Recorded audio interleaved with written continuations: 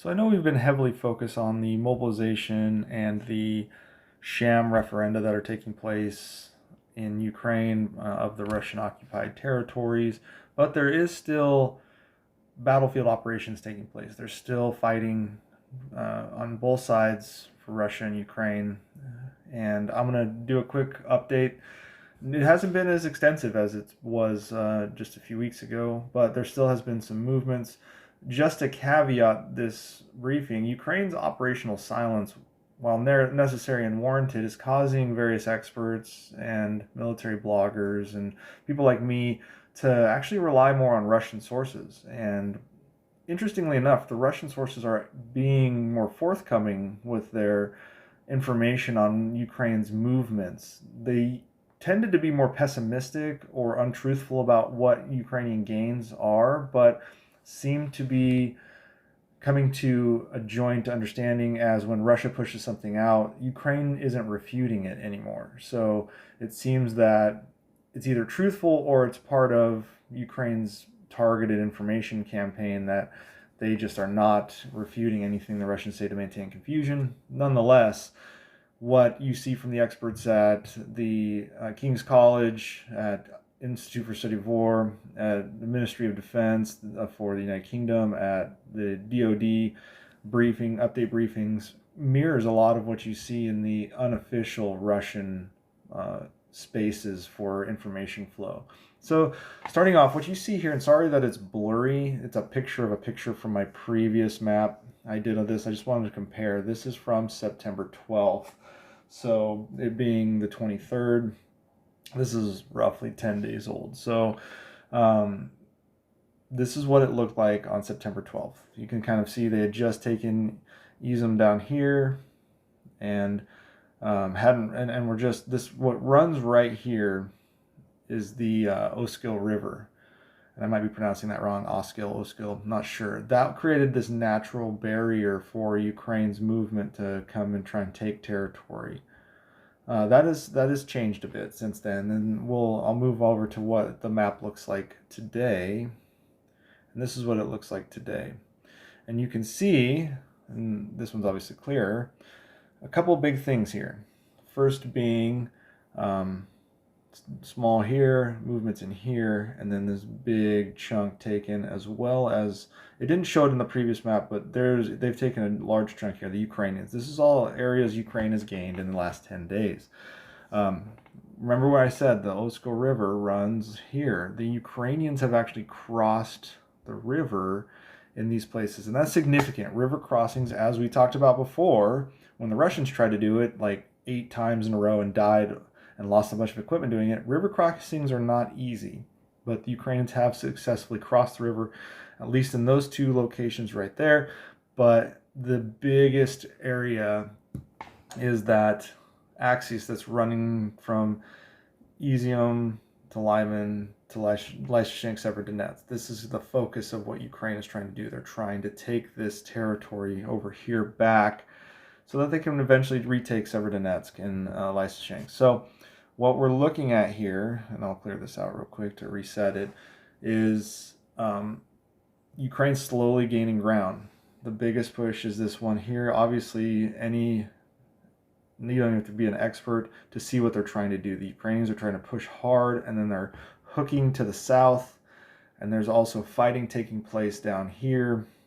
In Ukraine, like I said, Ukraine took this area. They're trying to regain, and they're going to try and link up to eliminate this whole area of Russia, retake Lyman. That's their next major effort. Lyman must be taken before they can move on to trying to take Lysychansk and Severodonetsk. They won't take this axis. I just drew a line there. And more than likely, they will actually move south and try to push up through the road network that is heading into Severodonetsk and Lysychansk. But this right here is their major effort. And if you can see, previously, that wasn't there 10 days ago. So, I mean, it was just here, and then this is what it is now, roughly. That's what they've taken. So, pretty significant. Now, the going has been slow, and the Ukrainians have taken some towns there. They've taken Nova, which is about 18 kilometers north of Lyman. They've taken A lot of territories to the northwest, including Novoselivka, which is 10 kilometers northwest of Lyman. So they're taking territory everywhere in this region. What is slowing them down isn't necessarily the Russians. Why it's not as lightning fast as it was is actually there's been a lot of rain in the area, and mud, I can tell you from personal experience, wreaks havoc on heavy equipment, any kind of armored equipment, even if it's, whether it's tracked, whether it's wheeled, mud sucks and it slows everything down, and that's what we're looking at. And Ukraine, even though there's been mud, has still taken 3 separate towns in this region here as they push to take Lyman. Now they're trying, like I said, they're trying to create an envelopment point where they can hook down to the south. It's already started, and take it. This is critical for recapturing Lysychansk and Severodonetsk. Now, when we move on to the other area of focus, which is Kherson, this was 10 days ago. This is what it looked like.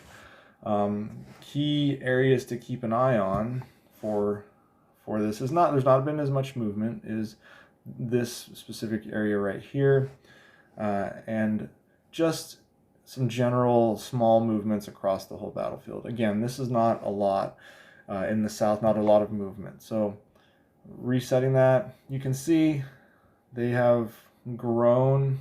Like I said, they have grown their points here. Some of these have expanded a little bit and hooked a bit. Not a lot of changes over here. This is the orange is where Russia is claiming as their territory, but Ukraine also is claiming as theirs, so that they orange it out. If you remember on the other map, there was a little node that stuck out. That was eliminated and taken by Ukraine. Very slow going in the Kherson region. The obvious objective is to retake Kherson from the Russians in this area. Now, if you remember, Russia committed the majority of their reinforcements to this area. This was because this is where the Ukrainians just publicly announced they were attacking, and it was an outstanding feint to allow for them to push hard up in Kharkiv. But the Ukrainians are making slow progress here. They're grabbing land, like I showed you. They're moving here, and they're moving here slightly.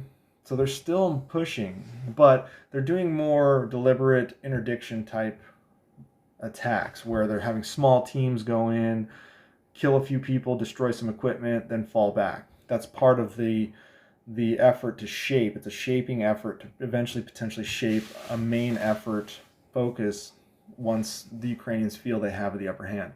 But again, this is an area where military officials are maintaining operational silence, do the ground maneuvers, but the Ukrainian Ministry of Defense is saying that they are having tangible impacts on the Russian capabilities.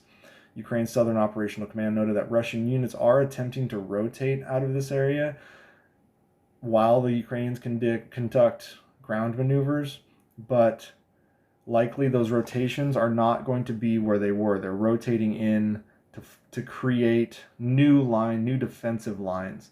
So the front line being up here, and obviously this information is probably at least 2 days old, so we don't know what the real line looks like as of right now, because obviously Ukraine is being very silent about it.